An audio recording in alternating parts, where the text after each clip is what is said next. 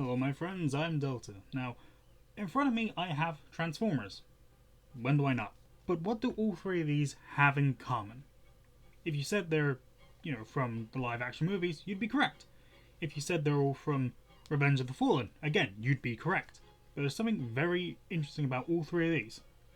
Longhaul, Bonecrusher, and it's either Scrap or a Scavenger, I can't remember. I always get those two mixed up. I hate that they have such similar names. It always gets confusing. All three of these share names with the original Constructicons that make up Devastator. And today, well, I've got something very, very special. The start of Generation 1 Devastator. Now, Devastator always comes in at least 6 parts. And I think the best one to start with is probably the one I pre-ordered first. And that is Bonecrusher. The box is a box. He's green. Okay, so what's really strange is, on him, it says 2 of 6, but everything else is blank of 5. Technically, there are 6 characters, but only 5 parts, because Hook and Longhaul come in a 2-pack. Now, this is a box. Nothing's changing about the box. You do have the full Devastator on the side. You can get a small little scene from the cartoon movie where he beats up the Dinobots. Only 16 steps to transform him. It's just a regular box. We can just cut him open, take him out, and get this shit done. So here we have the instructions, which I think they're going to be slightly different from the regular Studio Series ones. Hopefully it says how to turn him into the ARM mode. I don't think it does. God damn it. So unfortunately they're using the plastic tabs again. I don't know why they went with paper ones and then they've gone back to these plastic ones. Like, one or the other, make up your fucking mind. It is a bit annoying, but what can you do? I think that should be everything. And then we just need to cut out this little bag if it wants to come out.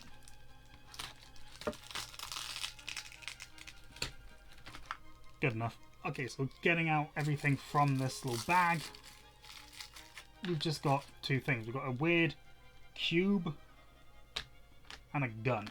If you've seen the opening from the live action Transformers movie, you know exactly what this is.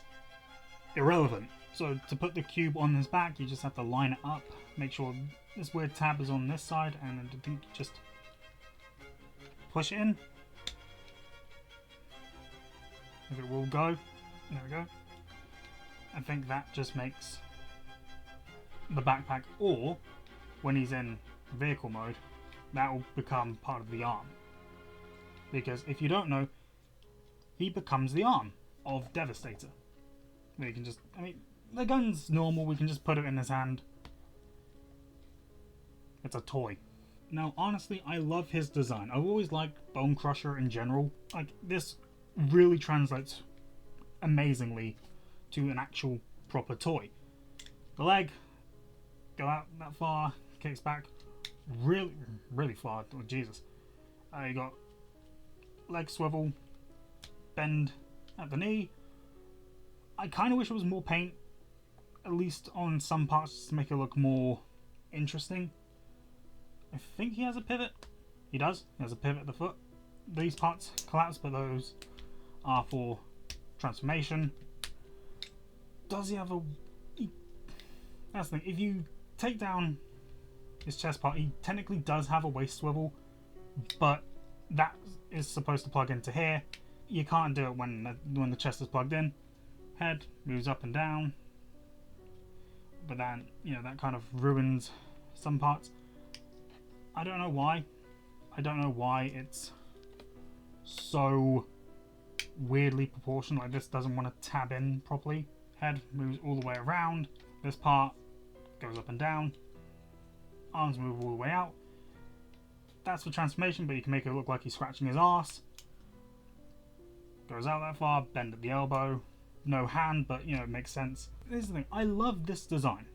It works really well. It just feels compromised.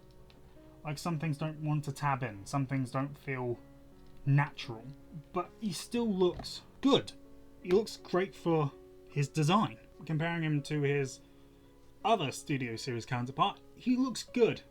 Again, same relative scale. Unfortunately, I can't give him any food because monopose hand, bane of everyone's existence. And then with his Masterpiece counterpart, you can see just how big he is in comparison.